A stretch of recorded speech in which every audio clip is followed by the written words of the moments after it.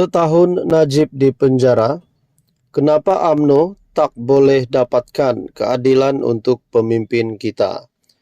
Demikian kenyataan dari anak Najib, Nazifuddin.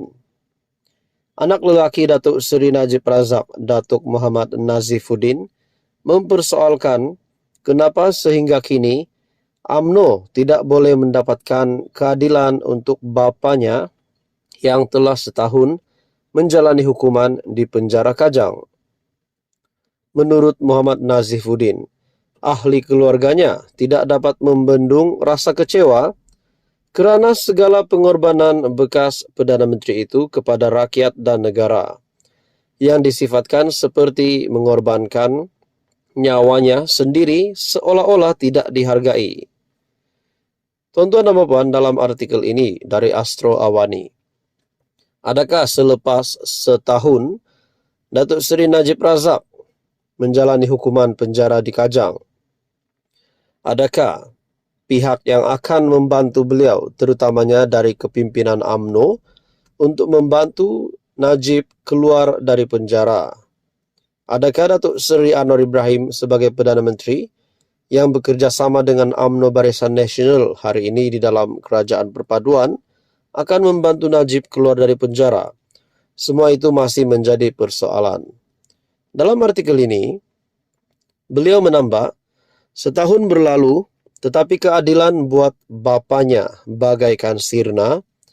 Selain mendakwa apa yang berlaku kepada bekas Presiden UMNO itu, sekarang adalah sesuatu yang zalim dan cukup menyedihkan.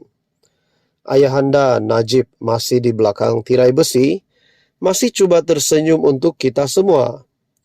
Jika UMNO hari ini yang mana adalah sebahagian daripada kerajaan dan jaguh orang Melayu, kenapa UMNO tidak boleh mendapatkan keadilan untuk pemimpin kita sendiri?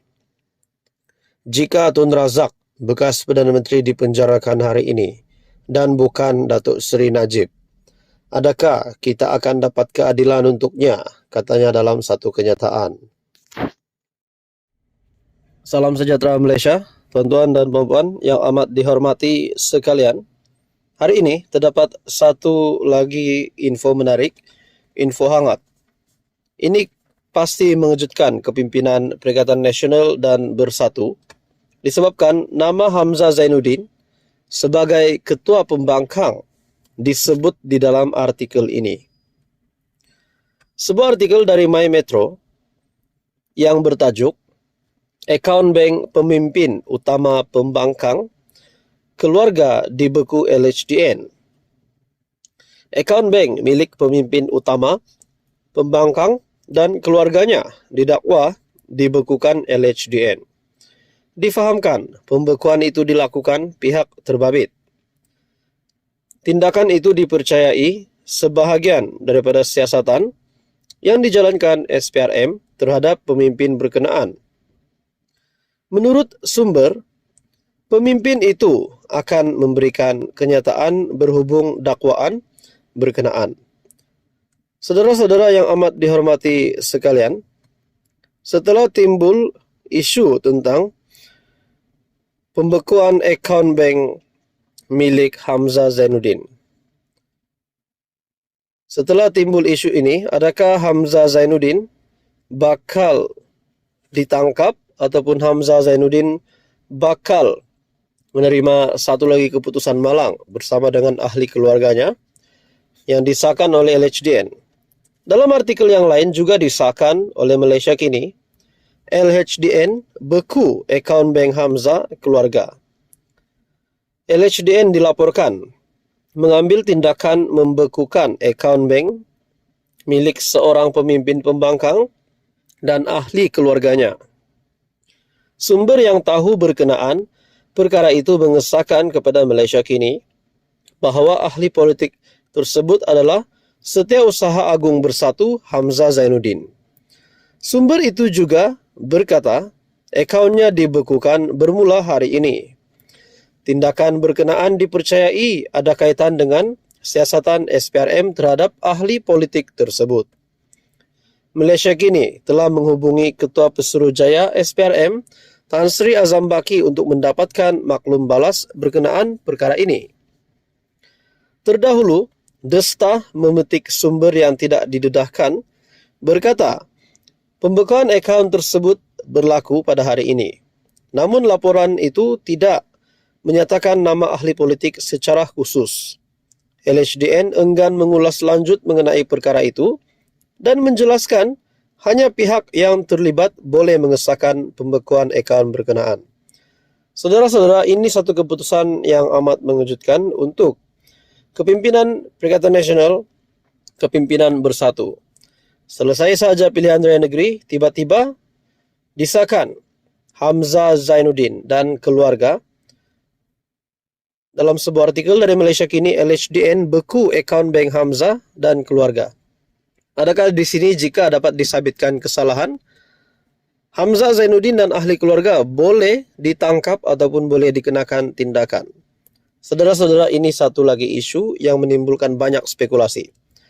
Teruskan bersama di dalam channel ini untuk info yang seterusnya. Mohon bantu channel ini dengan menekan butang like, share, dan juga subscribe. Hai, halo. Selamat datang ke channel Fels Lifestyle.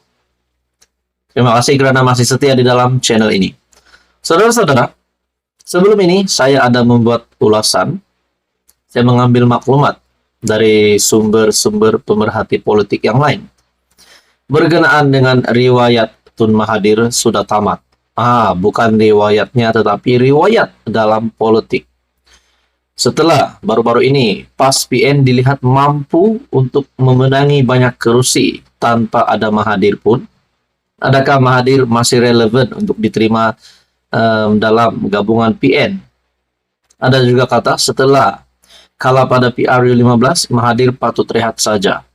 Dan kita juga pernah dikejutkan sebelum ini berkaitan dengan satu proyek ataupun isu yang melibatkan dana RM 200 juta lebih yang saya rasa melibatkan SPRM, di mana proyek ataupun rasuah RM 200 juta ini melibatkan nama Mahathir dan juga anak ketiganya, Mukris Mahathir.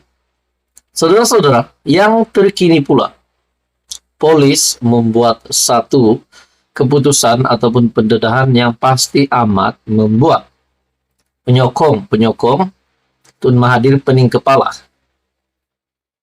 Satu lagi artikel mengesahkan polis ambil keterangan Dr. Mahathir. Wah, kali ini sekali lagi Tun Mahathir namanya disebut oleh polis.